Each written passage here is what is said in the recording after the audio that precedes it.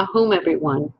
And I want to thank you for being here with me and talking about this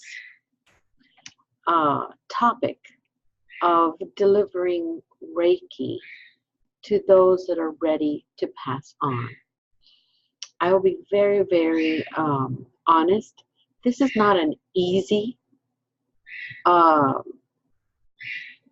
procedure for the Reiki therapist, especially when it is something that we're doing out of love for family members. There are several things, and pardon my birds, they're just very happy today. There are several things that I want to discuss with you first.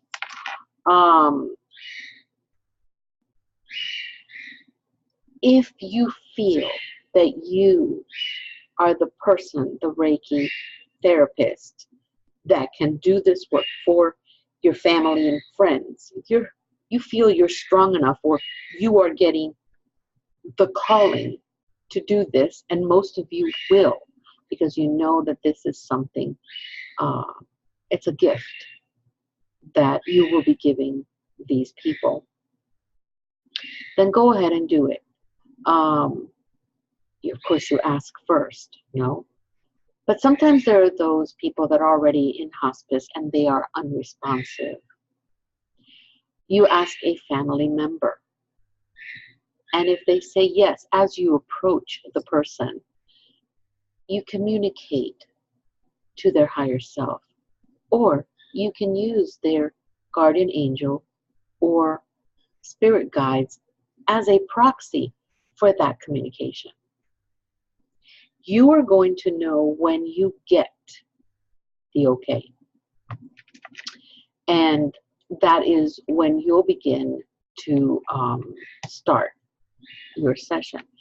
Always, you begin with raking the room, clearing the room, and if you are allowed, you can, now with oxygen and stuff like that, they're not going to let you, but you can definitely spray areas with any spray that you want. I usually like to use a mix of sage with holy water and Florida water, and I just spray the walls, or I get some cascarilla and I just place the master symbol in every wall, and of course on the patient, or your patient. At this point, they're going to be a patient.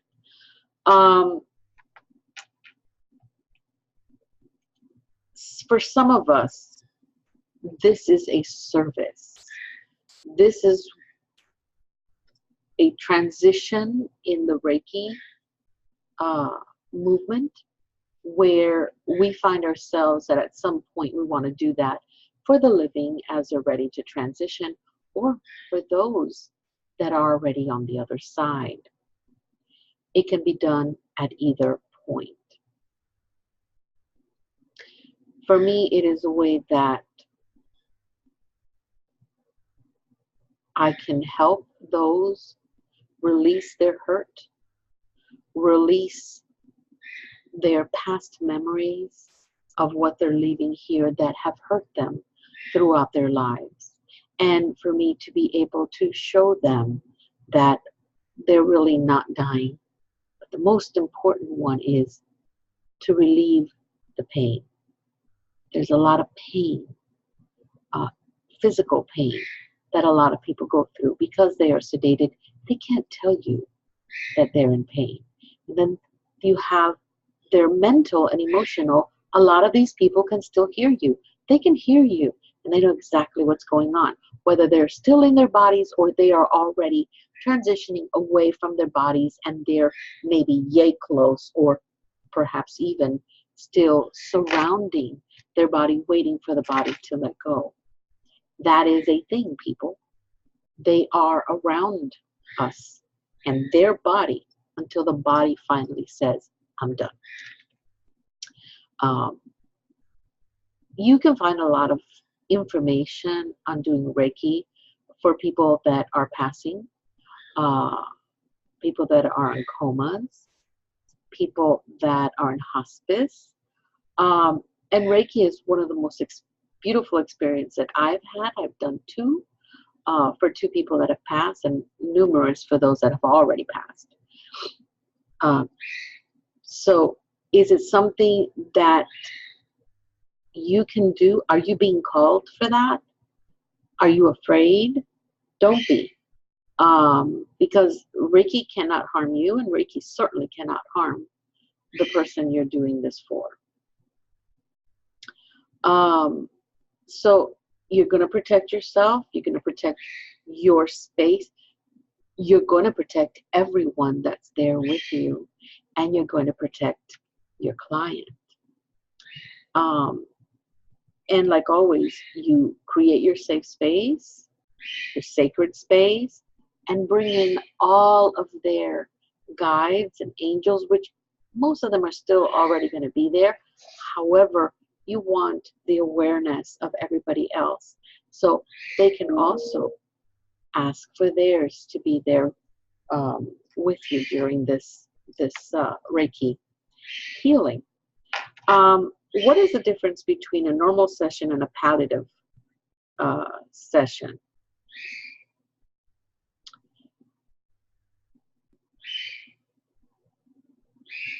You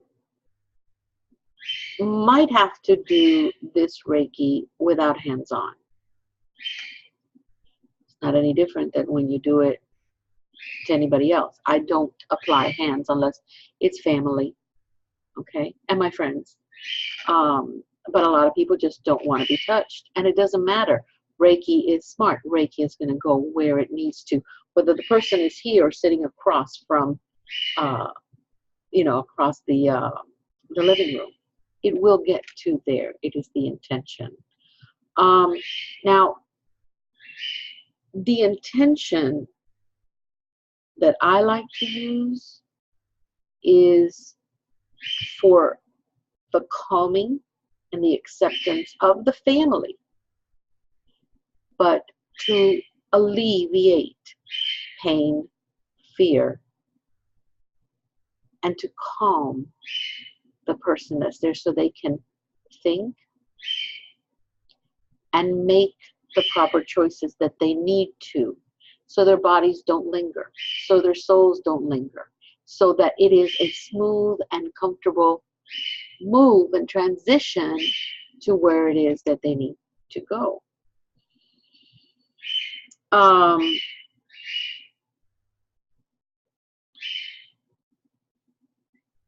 Regarding when it comes to a normal session,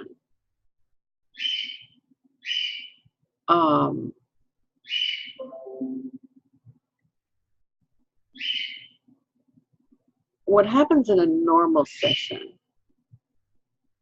again, we're comparing a normal session with palliative, all right? Palliative is more of an intention of healing to free the person and the family from all the pain and sadness. But the other one, the normal session, and you can fluctuate between them both. In your solar plexus, you're going to feel a and it's also going to go to your heart center the moment they're gone.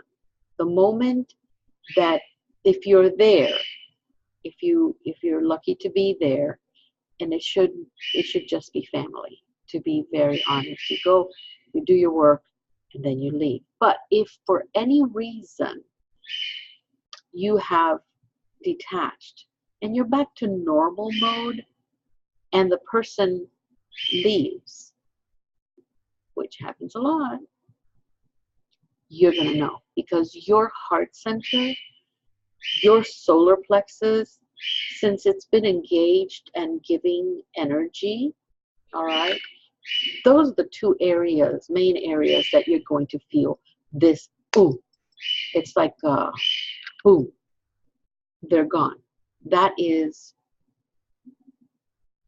to me, that is when their ripple, energetic ripple, in this world, in this dimension, leaves. Therefore, the moment that ripple is taken out, because there's no more ripple in the 3D world, then you get the next ripple, and that's the that you feel. I feel that. I don't know if you're going to feel it. You might feel it as something totally different. Okay?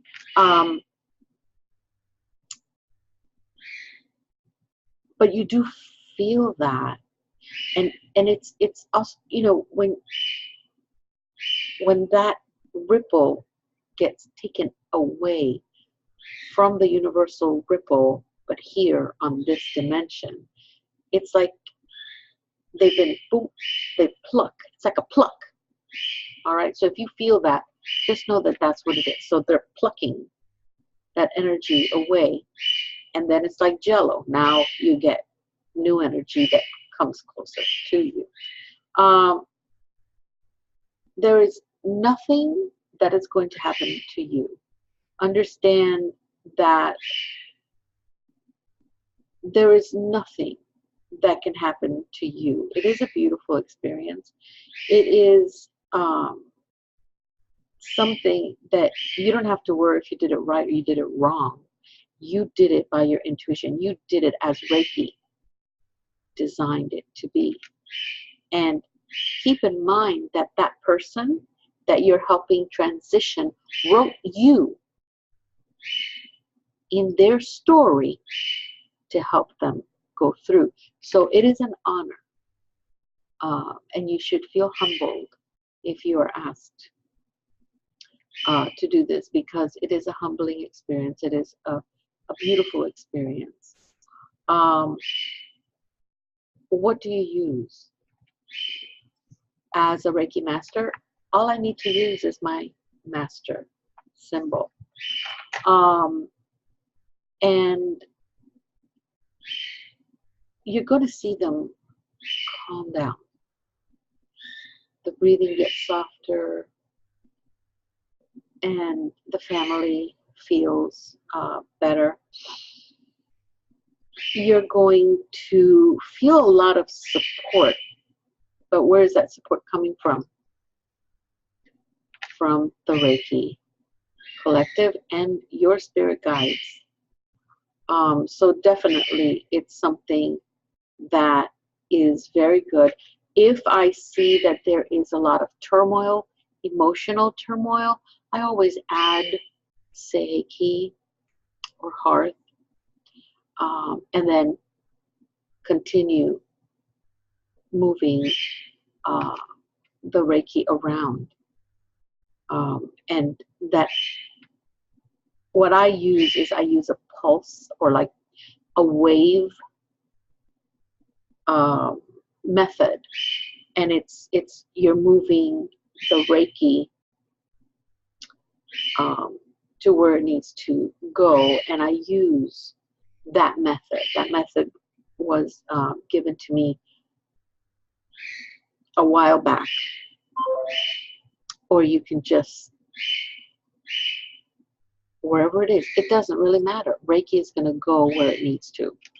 All right, it's just a therapy option for me.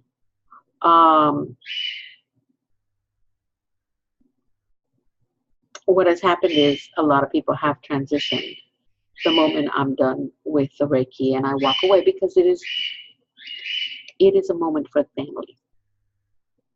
Okay, this really is a moment for the family.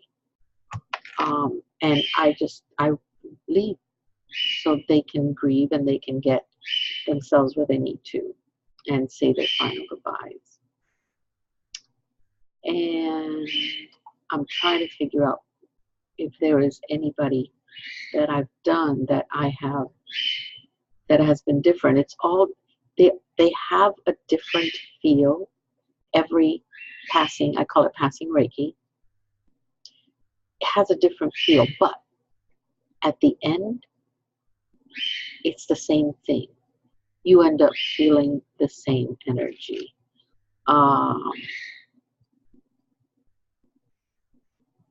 And it's beautiful because then, you know, you feel the transition, and that satisfies you because you get a glimpse. You get a glimpse of how it is, how it truly is. But the most important thing is helping them alleviate the pain as well as the family. And to welcome that calm, the calming effect of Reiki. And I really just wanted to let you guys know that this is something that is important. And if you're being called into that for whatever reason, then this is good. This is great for people undergoing chemo and radiation. It's really nice. It's really, really, really something good that you can do. Now, not everybody can. Not everybody feels comfortable giving Reiki or administering passing Reiki. I feel comfortable with it. And there's going to be a time where you are going to feel comfortable doing this. And it's great for pets. Great for pets. So absolutely something good to think about. All right, guys. So thank you for joining me. I hope this wasn't too long. But I wanted to give you guys a little glimpse of what other things that Reiki can do. If you're interested, we are doing Reiki 1, Reiki 2, and Reiki 3 in the Spiritual Development course. Reiki 1 goes with the Spiritual Development 1 course, Reiki 2 with the Spiritual Development 2 course, and then Reiki 3, which is the Master, comes in the shaman side of the Spiritual Development 3 course. So if this is your calling, then maybe it's something that you may want to think about. It is affordable, it is simple, and it is a beautiful, beautiful practice. So if you don't take a class from me, it's okay. You can take it from anybody else, anybody that is certified, and it'll be great. The attunements are wonderful, and it does change your life. It really does. So I hope to hear from you guys, and I hope you enjoyed this video and the explanation, and I will see you soon. Have a good, beautiful day, and may you walk in peace. Be well.